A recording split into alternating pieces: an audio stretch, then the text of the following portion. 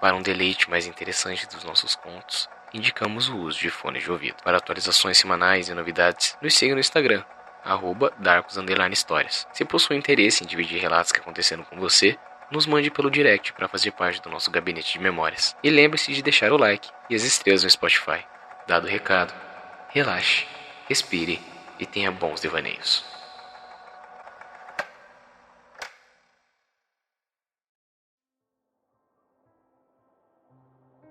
O caixão na estrada.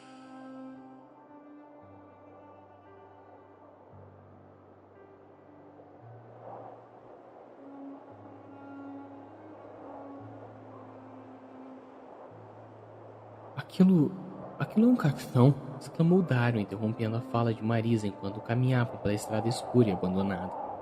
Já passava da meia-noite e o jovem casal, que vinha conversando sobre diversos assuntos, ficaram em silêncio. Paralisados e observando o caixão à beira da estrada, o cenário era realmente assustador. A estrada velha que cortava o matagal se estendia numa penumbra aterradora. A noite era fria e silenciosa. Graças ao forte vento, podia-se ouvir com exatidão os galhos e as folhas das árvores movimentando-se. O caixão, abandonado à beira da estrada, aterrorizou de vez a noite daquele casal. Digo, a última noite daquele jovem casal. Marisa acelerou o passo, e Dario, tremendo de medo, parou para averiguar o macabro caixão. Vamos, Dario, o que você está fazendo aí? Suplicou Marisa. Espera, eu quero ver o que tem aqui dentro desse caixão. É óbvio que tem alguém aí dentro. Vamos embora. Só mais um minuto. Dario examinava minuciosamente cada detalhe daquele caixote fúnebre. Veja isso, Marisa. A terra e vermes por toda parte. É muito estranho. Por algum motivo desenterraram esse caixão do cemitério. Dario, por favor, eu tô com medo. Podemos ir agora? Eu tô aqui pensando se... Talvez pode ser que o coveiro Tavares tenha deixado o caixão cair do carro funerário. Afinal, aquele velho tá sempre embriagado. Dario falava consigo mesmo, não se importando com Marisa, que tremia muito, não só pelo vento frio que soprava, mas também de medo, indignada com a curiosidade do namorado. Marisa tentava manter a calma diante daquele objeto fúnebre que estava bem próximo dos seus pés, mas essa calma não durou muito tempo, pois o pavor tomou posse do seu corpo, que tremia incessantemente.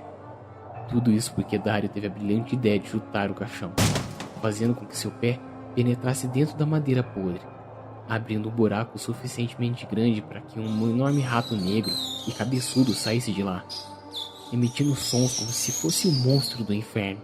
A criatura zarpou para o matagal e um cheiro terrível começou a exalar do rombo que ficou no caixão. Dario e Marisa concordaram que era melhor sair daquele lugar, mas já era tarde demais. As coisas só pioraram. Os olhos daquele casal jamais se regalaram tanto como naquele momento. Dario experimentou uma terrível dor no peito, como nunca sentiu antes, e uma enorme dificuldade para respirar enquanto isso. Marisa estava paralisada da cabeça aos pés. A dupla malfadada observava o caixão movimentando-se sozinho no velho asfalto, debatendo-se como se alguém tentasse sair de lá de dentro.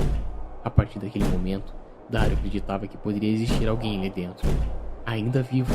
Deixando o medo de lado, o rapaz se aproximou para abrir de vez a tampa daquele caixão. Marisa ficou de longe, só observando enquanto Dario quebrava a tampa com os próprios pés. Enfim, puderam ver o cadáver que se encontrava ali dentro, parcialmente podre, emanando cada vez mais um forte cheiro.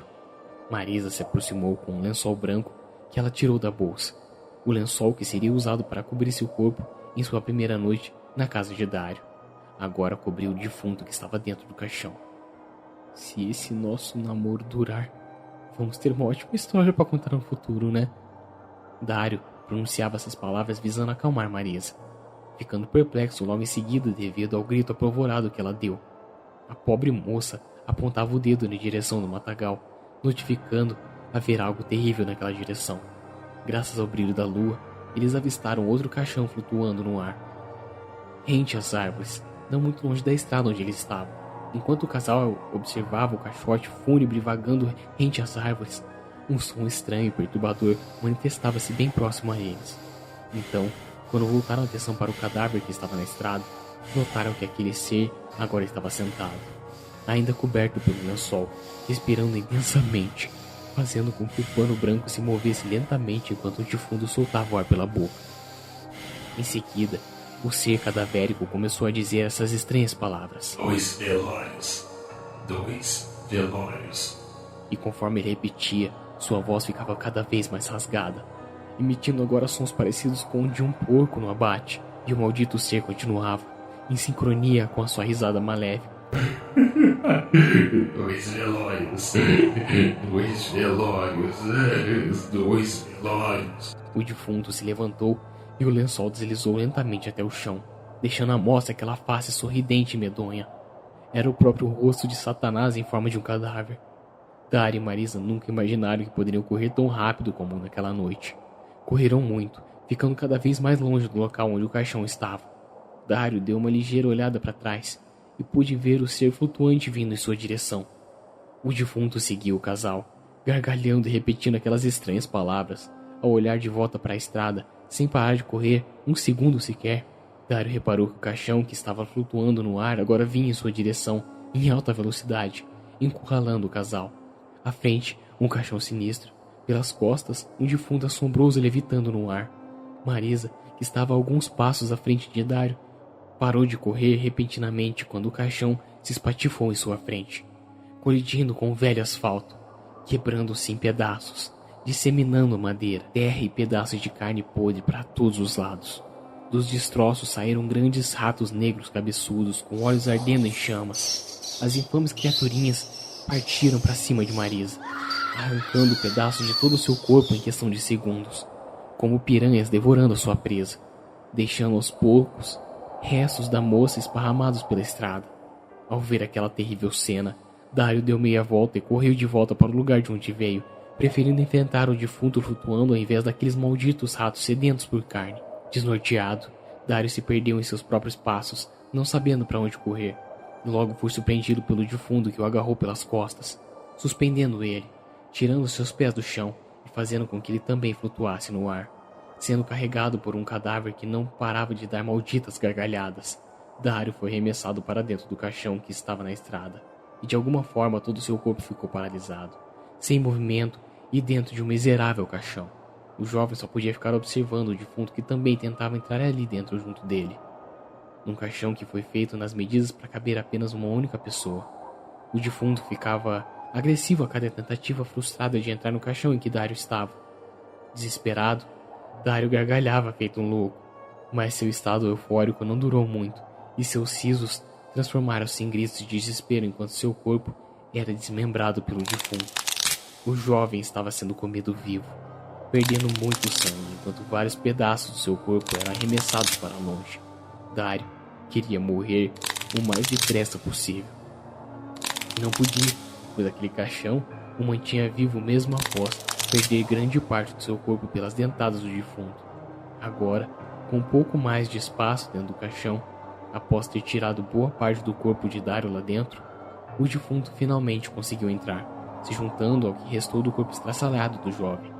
Enfim, o caixão começou a levitar, conduzindo os restos de Dario e do defunto para bem longe do solo. Com o jovem agonizando de dor, impossibilitado de morrer, apenas observando o defunto saborear o que restou do seu pobre corpo. O destino do caixão flutuante era óbvio, o cemitério daquela maldita cidade. Enquanto o caixão vagava em meio às árvores do matagal, o defunto ia se livrando aos poucos do que restou do corpo de Dario, ficando apenas com a cabeça do jovem e atirando o resto do seu corpo para fora do caixão, enfeitando os pinheirais com pedaços de carne sangrando. Dario só conseguia focar na terrível dor do seu corpo separado da sua cabeça. E ainda assim, continuava vivo. A dor era insuportável e ele gritava implorando pela sua morte. Enquanto o caixão se aproximou do cemitério, a cabeça de Dario foi erguida para que ele pudesse ver o que ia acontecer naquele local. Ficando abismado com a quantidade de caixões flutuando no interior do cemitério, alguns caixões saíram apressados de lá, indo em direção à velha estrada, em busca de mais vítimas. Assim que o caixão de Dario pousou dentro do cemitério, o defunto saiu carregando sua cabeça, caminhando entre os túmulos e deixando que o jovem pudesse ver e ouvir os mais variados gritos de desespero. Dario não era o único a estar naquela situação. Ao seu redor, diversas pessoas desmembradas eram carregadas por defuntos. Era inacreditável. A quantidade de caixões flutuando, a quantidade de defuntos gargalhando maleficamente, e a quantidade de pessoas sofrendo de dor por terem seus corpos destroçados, restando-lhe apenas a cabeça. Caixões subiam aos céus, enquanto outros chegavam carregando restos de mais pessoas. Aquilo era uma sinistra coleta fúnebre.